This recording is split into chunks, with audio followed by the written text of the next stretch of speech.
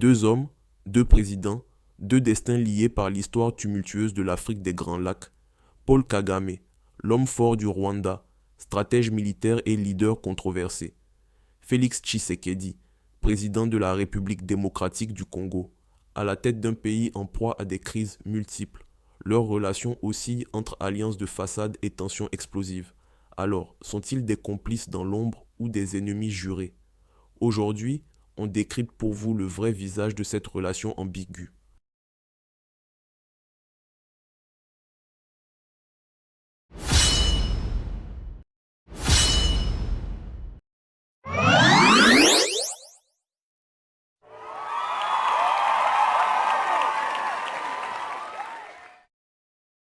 Depuis plusieurs mois, la tension entre la République démocratique du Congo et le Rwanda atteint un niveau critique.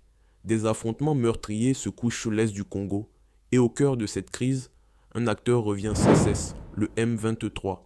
Ce groupe rebelle, accusé par Kinshasa d'être soutenu par Kigali, gagne du terrain, semant chaos et désolation. Félix Tshisekedi pointe directement du doigt Paul Kagame, l'accusant d'armer et de financer ses combattants pour déstabiliser son pays. De son côté, Kigali dément toute implication et retourne les accusations contre la RDC, dénonçant un soutien au FDLR, un groupe armé hostile au régime rwandais. Dans les rues de Kinshasa et de Goma, la colère gronde, des manifestations éclatent, des drapeaux rwandais sont brûlés, et l'appel à une réponse militaire plus ferme se fait pressant. Pourtant, malgré les discours musclés de Tshisekedi, la situation semble lui échapper. Pendant que la diplomatie hésite, sur le terrain, les armes parlent et les populations civiles en paient le prix fort. Complices ou ennemis, jeu de pouvoir ou réelle guerre froide. La suite nous éclaire sur les acteurs clés de cette crise. Paul Kagame, c'est l'histoire d'un homme façonné par l'exil et la guerre. Né en 1957, il grandit loin de son pays natal, réfugié en Ouganda après l'exil forcé des Tutsis. C'est là qu'il intègre les mouvements de guérilla, se forgeant une réputation de stratège militaire redoutable. En 1990, à la tête du Front patriotique rwandais, FPR, il lance une offensive pour renverser le régime en place. Après 4 ans de guerre et à la suite du génocide de 1994, Kagame s'impose comme l'homme fort du Rwanda. Mais son ascension ne se limite pas au champ de bataille. Une fois au pouvoir, il transforme le Rwanda en un modèle de stabilité et de développement. Kigali devient une capitale moderne, les infrastructures se développent à une vitesse fulgurante et l'économie connaît une croissance impressionnante. Sous son règne, le Rwanda est souvent cité comme un miracle africain, un pays à la discipline de fer et à la gouvernance efficace. Cependant, derrière cette image de succès, une autre réalité se dessine, celle d'un homme qui étend son influence bien au-delà des frontières rwandaises. La RDC, la Centrafrique, le Burundi, partout le Rwanda est impliqué, que ce soit par un soutien militaire discret, un jeu diplomatique habile ou des intérêts économiques stratégiques. Ses détracteurs l'accusent d'être un dirigeant expansionniste, utilisant la force et l'intrigue pour imposer son agenda régional. Visionnaire ou stratège impitoyable, développement éclairé ou mainmise sur l'Afrique des Grands Lacs, la suite nous éclaire sur un paradoxe troublant. Comment le Rwanda exporte-t-il des minerais qu'il ne possède pas? Narration, mais cette prospérité se fait-elle au détriment d'autres pays africains? Derrière l'image d'un Rwanda en plein essor se cache un paradoxe troublant. Comment un pays sans ressources minières majeures est-il devenu l'un des plus grands exportateurs de coltan, d'or et de tungstène en Afrique? Les chiffres parlent d'eux-mêmes.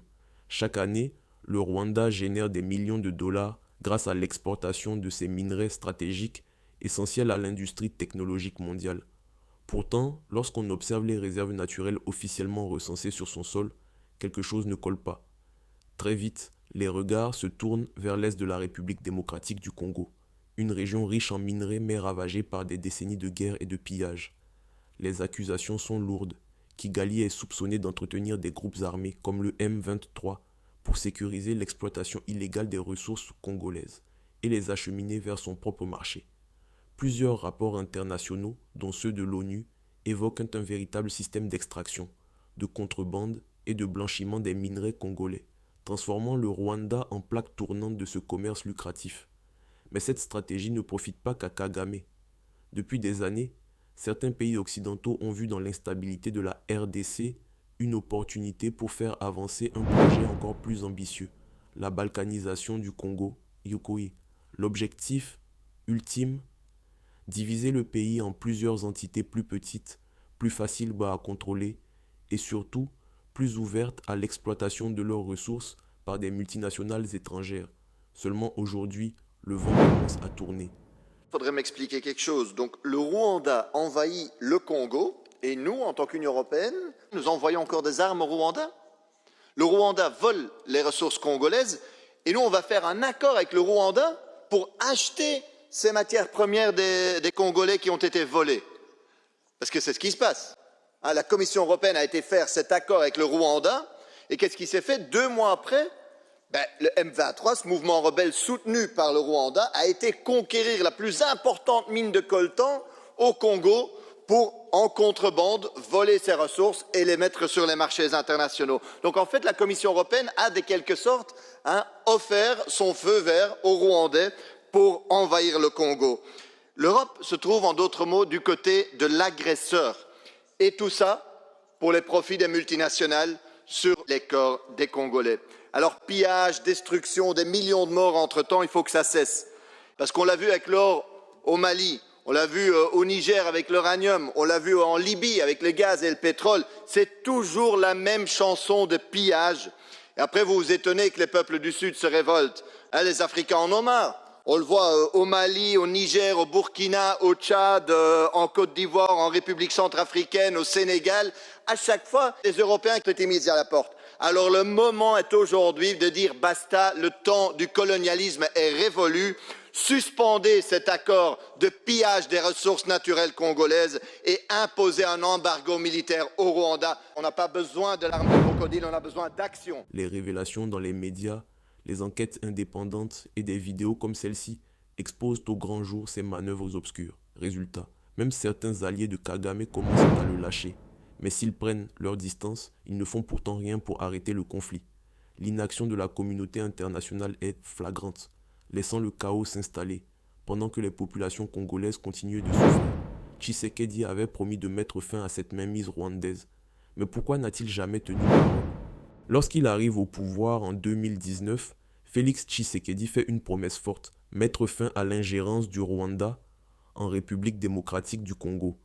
Dans ses discours de campagne, il adopte un ton ferme, affirmant que le pays ne tolérera plus jamais les violations de sa souveraineté. Pour beaucoup, il incarne alors l'espoir d'un redressement national, d'une RDC enfin capable de défendre son territoire et ses richesses. Mais aujourd'hui, cette promesse semble bien lointaine.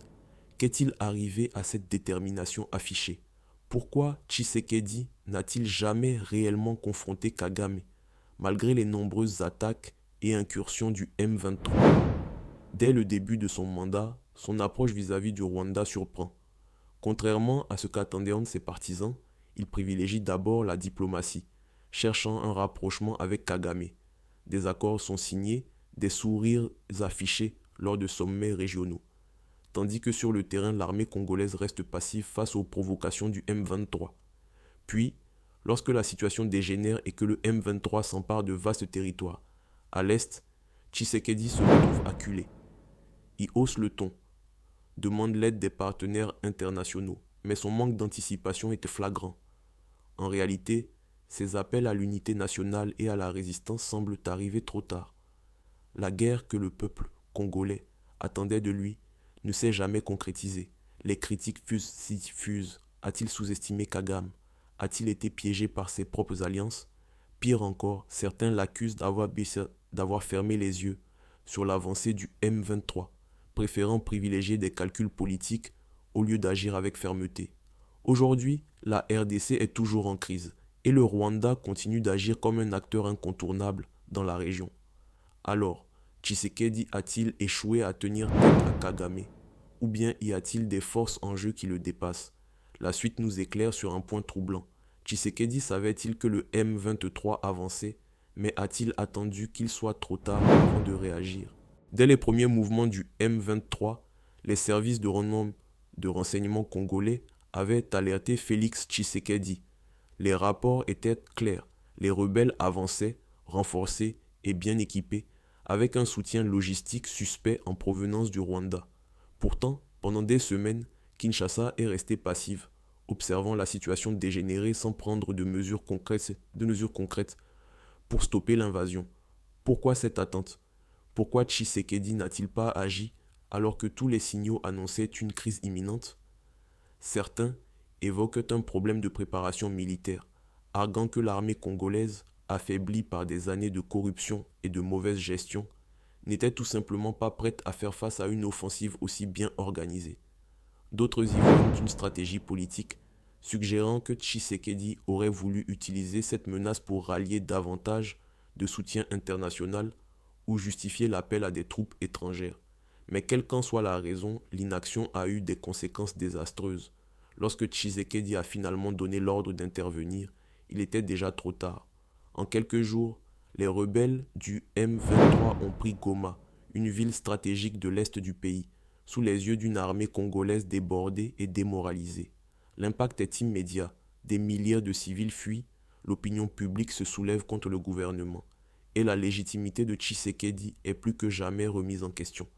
Comment un président qui avait promis de protéger son pays a-t-il laissé un tel scénario se produire?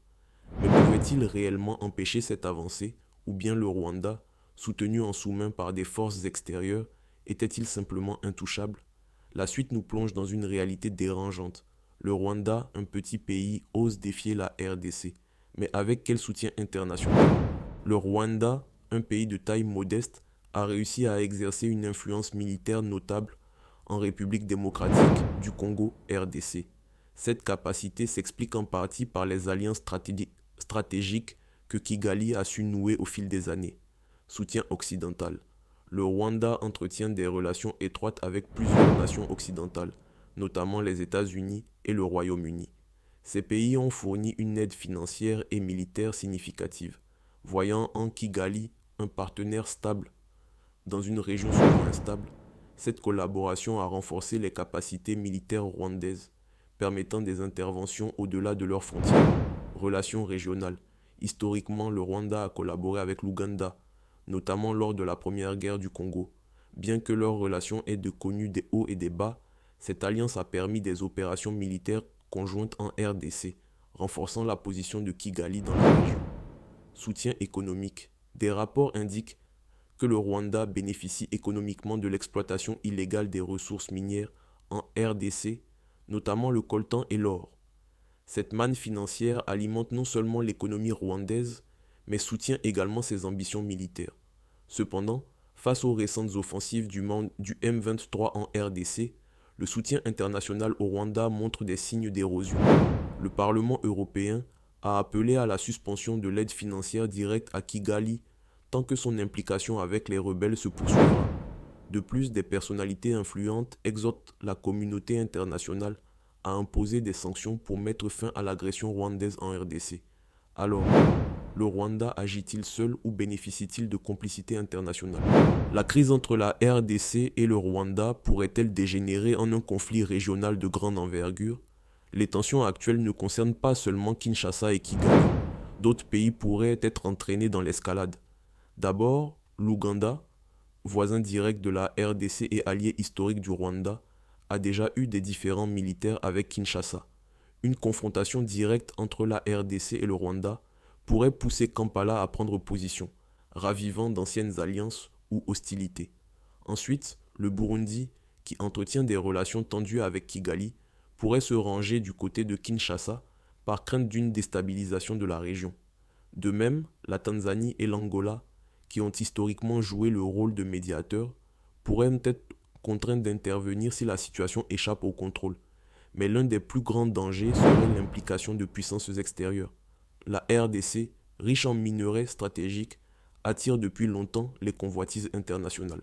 Si le conflit s'intensifie, certaines nations pourraient être tentées d'intervenir discrètement pour protéger leurs intérêts économiques. Le scénario du pire, un embrasement généralisé de la région des Grands Lacs avec des implications militaires et économiques dévastatrices pour toute l'Afrique centrale. Alors, cette crise est-elle sur le point de basculer dans une guerre à grande échelle? La question reste ouverte. Paul Kagame et Félix Tshisekedi, ennemis jurés ou complices dans l'ombre. D'un côté, une guerre médiatique où chacun accuse l'autre. De l'autre, des décisions tardives, des alliances de ce temps floues et un conflit qui semble étrangement entretenu. Alors, joutons avec le destin de la RDC. Dites-nous en commentaire, selon vous, Kagame et Tshisekedi sont-ils réellement opposés ou participent-ils à un jeu politique bien plus vaste? Partagez votre avis et n'oubliez pas de vous abonner.